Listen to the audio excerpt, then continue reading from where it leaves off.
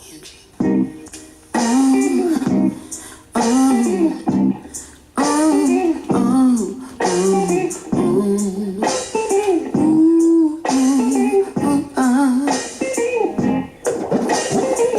is my king, he is my one. Yes, he's my father, and yes, he's my son. I can talk to him, cause he understands everything I go through and everything I am. He's my support system, I can't live without him. The best thing since sliced bread is his kiss, his hugs, his lips, his touch. And I just want the whole world to know about my black brother. I love, I'll never try, said I'll never, I want you to know that I'm here for you forever true. Cause you're my black brother, strong brother, there is no one above you. I want you to know that I'm here for you forever true. He's misunderstood, some say that he's up to no good around the neighborhood.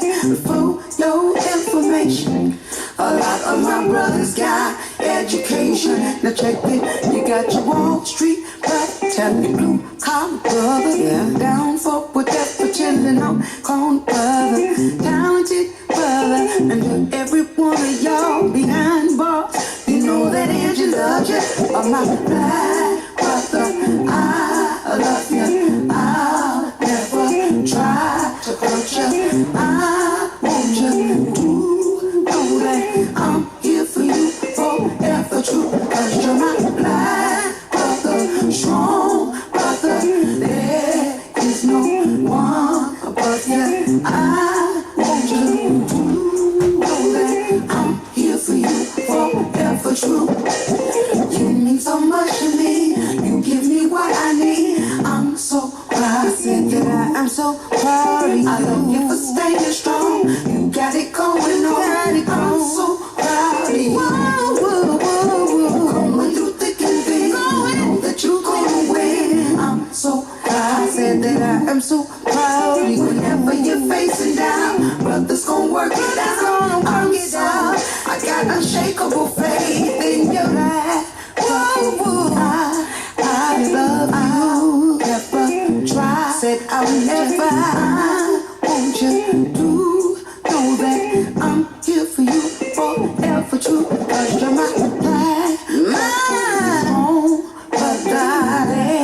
There is no one, there is no one. I want you to know that I'm here for you forever true. Brother,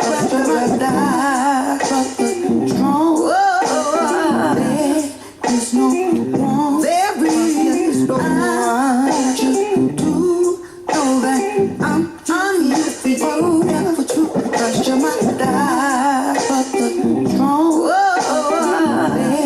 There is no one, there is no one. I want you to know that I'm here for you forever true. Cause you're my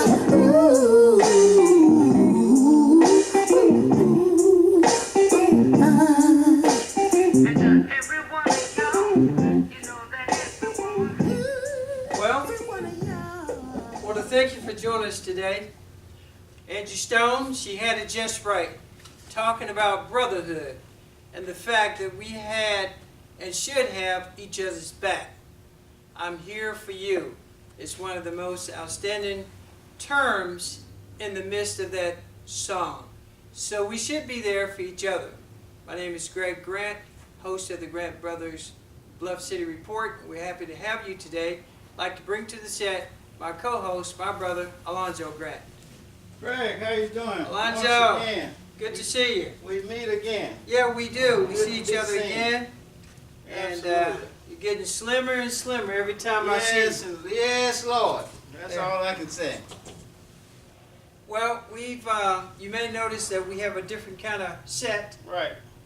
and it's a temporary set as we are developing our new set for a new season. And we're going to have something new to see maybe within the next week or two. Yeah, we are in the midst of renovating the set, Uh-huh. and a couple of weeks from now, maybe not the next show, but the show after that, we'll probably be ready. Okay, well, that sounds good. You know, last week, I believe we had a segment on talking about the Southbrook Mall. Right. We had Jamie Hall with the Harold Hall Roofing Company talking about this very expensive roof that Exactly. they're putting on the Southbrook Mall. We also had Santana, Right.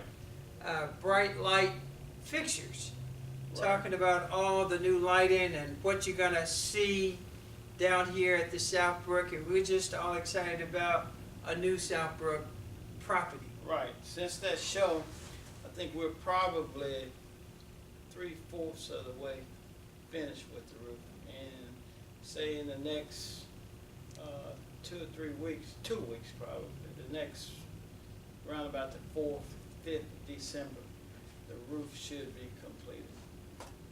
Well, we can hardly wait, and we're just very, very excited about what's going on at the Southbrook Mall. It's been a lot of hard work, a lot of long hours put into this project, and I believe it's going to pay off for the citizens of Memphis. You know, in every segment, we always talk about a couple of 3 topics to get started. Money, power, and politics. Right. You know, on a national scene, we've got our president of these United States. He's cutting up, isn't he? He's a real buffoon. Yeah. And you know, and it has to be called like it really is. Mhm. So if this guy can walk around and call everybody else a bunch of names and clowns, and we got to call him for what he is. Absolutely. You know. And so we should not give the president a break. We shouldn't give him a pass. We should call it for what it is. We should call it for what it is, and it's a bunch of buffoonery. Mhm. That's what it is. Well, you heard it first right here on this particular show. My brother put it out there, and it's okay for people to use that terminology. Absolutely. Although it's made up, but it's okay. Well, we talk about money, power, and politics, and for the most part, a lot of that has to do with what we're doing here in Memphis, Tennessee. On the money side, on the political side, on the power side, what do you see as our next move as black people in the city of Memphis? Well, the next big thing that's coming up is the 50th anniversary of Dr. King's assassination. Mm-hmm. And I think that should be our rallying point. We as black citizens should galvanize around that Mm-hmm. and move forward, because it seems to me we've been kind of backpedaling, Mm-hmm. you know, and we should galvanize around that and come to the table with real issues Mm-hmm. on how to solve some of this stuff, this crime and gun violence in the city of Memphis.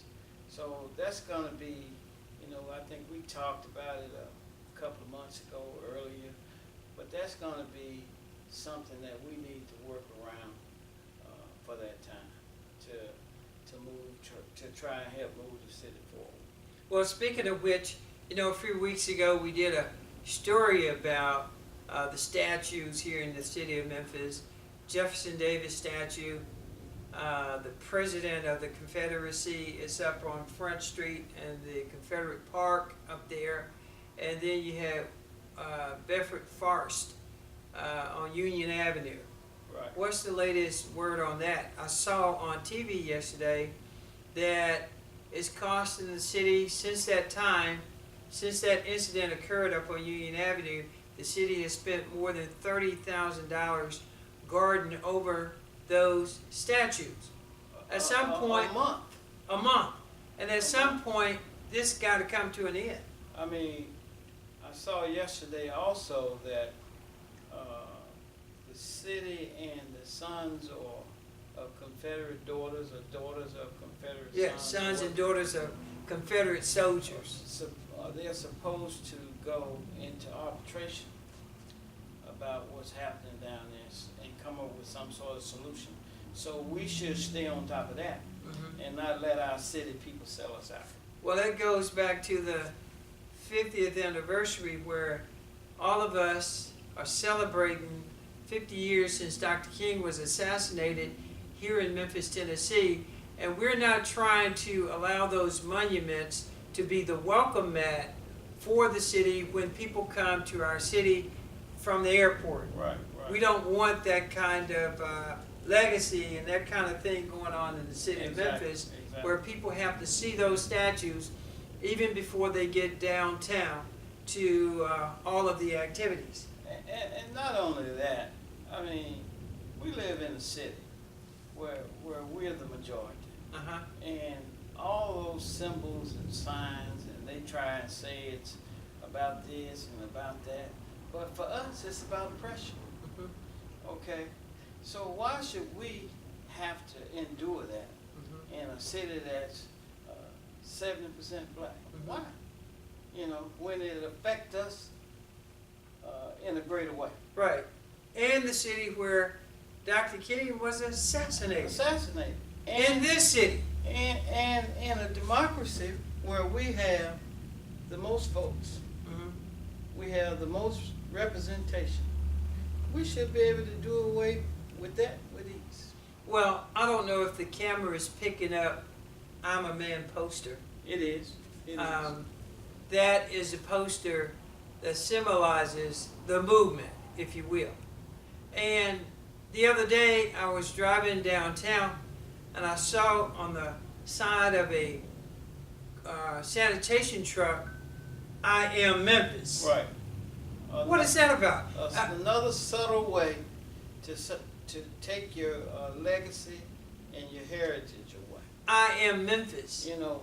And I was really insulted. You know, and then they got "I am a man," the "I am a man" picture in silhouette to the left side. But "I am Memphis" is front and center. Well, if we were so Memphis, then we wouldn't even be talking about Dr. King getting killed in Memphis. Well, I think the mayor should make an executive decision to do away with that marketing campaign, because that marketing campaign is not working. And the problem is the mayor has black folks around him who are giving him bad advice. That's bad advice, no matter who came up with it. The slogan, the taking of the letters to remove the word "man" and to replace it with the word "Memphis" is a total insult to every black person here in the city of Memphis. Well, that's no different from what they did when we demanded Dr. King to have a street that ran from one point of the city all the way to the next part of the city, probably 4, 5, 6 miles through the city. So instead of them naming it Martin Luther King Boulevard, they go and reduce it down to MLK. MLK. You know, as if what kind of meaning does that really have? You know, anybody could be MLK. What does that mean? So they're doing the same thing with the "I am a man," "I am Memphis." So how do you relegate our history down from what it was?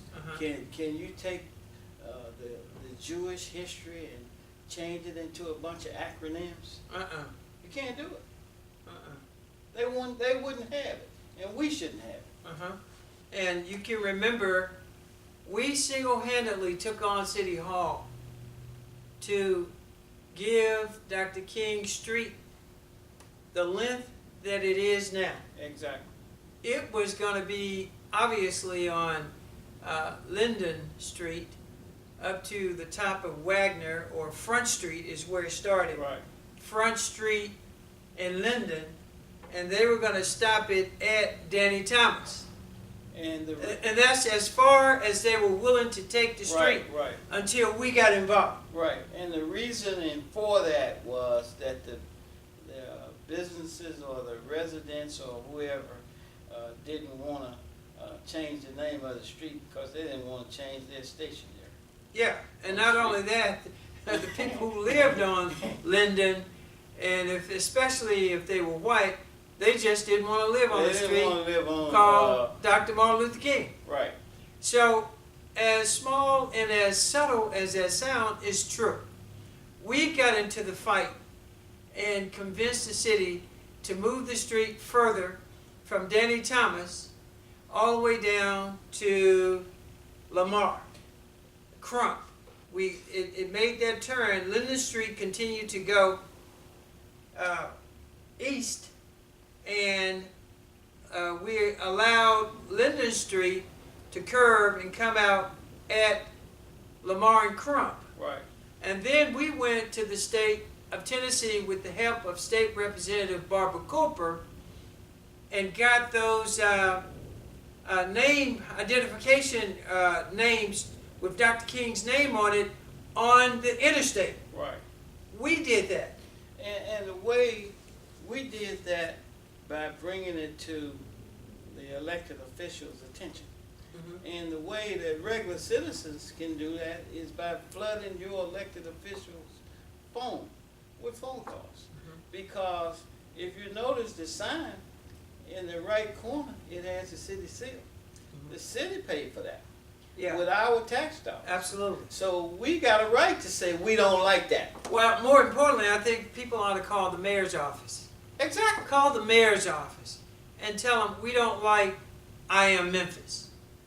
I am a man is a statement that you see at the bottom of your screen, is a statement that needs to be promoted in the city of Memphis that really represents the sanitation workers. Because I am a man was about inequities, low wages, segregation, a whole litany of things, okay, was I am a man. But if you turn around and say I am Memphis, what does You that take mean? it all away. What does that You mean? take it all away. Take it away. And the biggest insult, they put it on the side of the sanitation trucks. Okay. On the side of the sanitation trucks. If anybody connected to the mayor is watching this show, on Monday, you need to be calling the mayor's office and saying, this is not in your best interest, Mr. Mayor. We need to suspend this marketing campaign because it doesn't work and you are insulting all of Black Memphis. And as my brother indicated, we're 70%. So whatever Black person, and it had to have been a Black person who brought that to the mayor. Exactly. To convince him that it didn't matter anymore, that you can move from I am a man to I am Memphis, and it's all good because we don't care about the historic value that goes along with I'm a man. Only a Black person working for the mayor would have that kind of right. That's right. To say that to him. And then he would take that and say, okay, is this what y'all want? Is this what y'all want? Okay. And these people that are around him, whoever they are the ones who are guiding him all wrong. He may not understand. He may not even know. The mayor may not even know what kind of negative impact that's bringing upon his administration. It's left up to us to tell him. You remember down on Union Avenue where we had those X's and O's? Right. Green with the green That O were and a forever red. changing. Yeah, and they would be changing lanes. In the morning and change it in the afternoon. Absolutely. And the guy who designed it, the engineer, his son was working for the city when Dr. Harrington took all those signals down. Right. He had a fit. He was mad because he said his father engineered that process.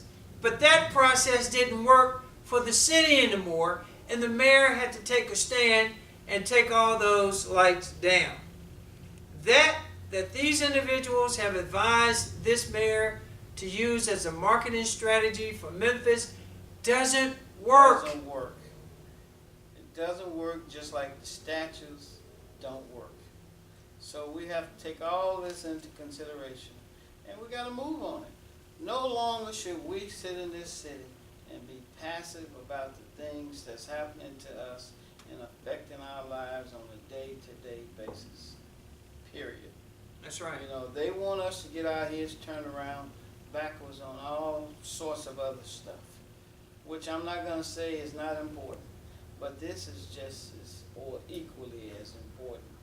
Our history is even more important than things that are happening day to day. Because if we don't know our history, we can't propel ourselves forward. And we're doomed to repeat it if we don't learn something from the past. So I would say, as you will always say to me, that all politics are local. And now's the season. In 2018 and also in 2019, when we're going to be elected new people. That's right.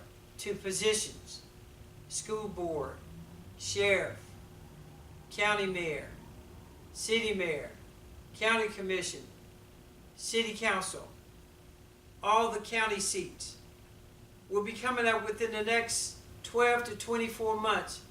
And we here on the Grant Brothers Bluff City Report, powered by the Greater Memphis Democratic Club, will be providing information to you in the form of ballots, indicating to you who the best people are, who's going to represent our interests best, who's going to be about the business of sharing our beliefs, and not just coming to us telling us a bunch of stuff that they think we want to hear, but actually representing us to the highest level. Right. So we're going to have to begin to say by name who these people are. We're going to say it. We're going to say it. We won't hold back.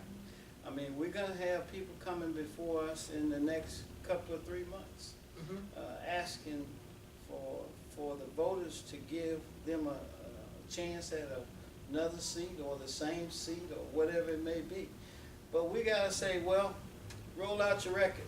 What have you done? So if the record doesn't indicate that they've done anything favorable for us, then they can't get our vote. It just can't. And we got to be willing to, no matter what kind of friendship or bond that we think we develop with these people, it's not about friendship. It's about getting things done in our community. And if you don't carry the track record, then you don't go back, in my estimation. I mean, I'm not willing to give a guy that sit in office for 7 or 8 years, and now he wants to run for something different for 4 more years, and he didn't do anything with the 7 or 8 years that we gave him, but work against the black community. Why should we give him another pass? Why should we give him our vote again? I say absolutely not. Absolutely not. Show me your record. If your record doesn't indicate that you've done something for us, which I know it doesn't, because we have a very few politicians that represent us that can pull out a record and show where they've done things for us. All they want to tell us is that we don't understand. You don't understand. And especially when it comes down to money. I'll give you a prime example. When the Southbrook Mall first initiated the process of trying to get monies from the city of Memphis, from the state of Tennessee, and from Shelby County, they sent us through the ringer. That's right. We weren't good enough, or the plan wasn't fine enough. They didn't see where it made sense. But we remained persistent. And eventually, $1.5 million was granted to us. And then subsequently, another $2.1 million was granted to us from the city of Memphis, thanks to the current mayor, Mayor Jim Strickland. When we started this process, A.C. Warden was the mayor. That's right. And boy, did he throw us some curveballs. We had our most resistance. The most resistance was from our own elected black politicians. The number one resistor was Ed Ford Jr. The number one. You know, he has done absolutely nothing for the black community but added some more fees and fines to us and raked us over the coals. And he'll be coming up shortly asking us to put him in his cousin's old seat. Okay? Who's Justin Ford. So beware of the wolf in sheep clothing. Beware. Well, A.C. Warden had on some sheep clothing, and he was a wolf. He was a wolf, And a hungry wolf. And he stalled this project for 3 years. And Ed Ford Jr. was his chief ally. But the good news is, when Jim Strickland got elected to the post of mayor, he resurrected the Southbrook and allowed us to go through the process without a hitch. In fact, it could have been the same way with the black man who was the mayor at that time, A.C. Warden, but he just couldn't pull himself to the point to allow this project to go through. I believe that A.C. Warden was the worst mayor ever in the city of Memphis, in our history. And not only that, when you look at it historically, based on what you just said, I remember when Jim Strickland, he was a city councilman at the time when we first brought this project to the table. Well, at the time, he was only serving his district, and he was against this project, okay? But he had the wherewithal and the sense and the ability when he got elected by the people, the citizens of Memphis, which is 70% of us. He had enough sense to move to the center and do the right thing. That's why he's got to have enough sense to counsel this marketing, I am Memphis. That's right. Now, if he doesn't do that and allow that to simmer all the way through the 50th celebration next year in April, we're going to be the laughing stock of the country. It's bigger than just Memphis. It's bigger than us. It's going to be people all over the world watching us. I am Memphis has no roots. I am a man has roots since 1968. And to throw that in the garbage can and try to start over, Mr. Mayor, you're getting bad advice. And whoever advised you to do that, you really ought to fire that person. You ought to fire him. That's how bad that advice is to you. And see, I believe at some point, I mean, downtown on Union is a tease and a test for us. If we let that go, then we're going to look up and they'll be all over town. Absolutely. They'll be all over town. Downtown on Union is to ease it in and test us and see if we're going to accept it or not. We got to take it down. We got to stop it down. it. We got to bring it to a close because it has no roots. It has no meaning. Some fights are worth having. And that's and one. this one of them. This is one. This is one. Yeah. Well, I think you're right about that, and I'm as you can see, I'm just boiling hot tonight because I don't think it's right. The statue issue isn't right. The mayor needs to make that call and should make the right call. As a matter of fact, with the statues, I think he's trying to be diplomatic and go through the process. But at some point, you got to stand up and you just got to make a demand for what you know is right. Look what Donald Trump, the President of the United States, just did yesterday or the day before that when the Consumer Protection Agency's head man resigned or stepped down and appointed his deputy. And Trump, according to the law, that person moves up. That's right. That's the law. But Trump didn't hesitate to impose his will on it and said, if y'all don't like it, stop me. Let the courts fix it. Whoever else has to fix it, fix it. So that's the same kind of situation we're dealing with the mayor. So if you want to step up and stop that situation based on some commission out of Nashville telling you you can't do it, I say fix it and sue me if you don't like it. What else can they do to you? Well, if the mayor is watching, and he may be watching the Grant Brothers tonight, we've just given you some great advice. That's some right. advice for you to live by that's going to really help your campaign, going to really help your re-election process, because these are the matters that mean the most to black people in this city. This is what means something to us. So you take away I'm a man, you allow the statues to stand, and we can't make those hard decisions, then we don't feel like we're getting the kind of support we know that you're capable of giving us. And at that point, we are not Memphis because you're not serving our will. Absolutely. Period. Well, we've had a spirited debate tonight about some of the things that need to take place. We're looking forward to these major decisions being made. We're going to be watching these decisions, and we're going to report these decisions to you. I want to thank you tonight for joining us. We're the Grant Brothers, and this is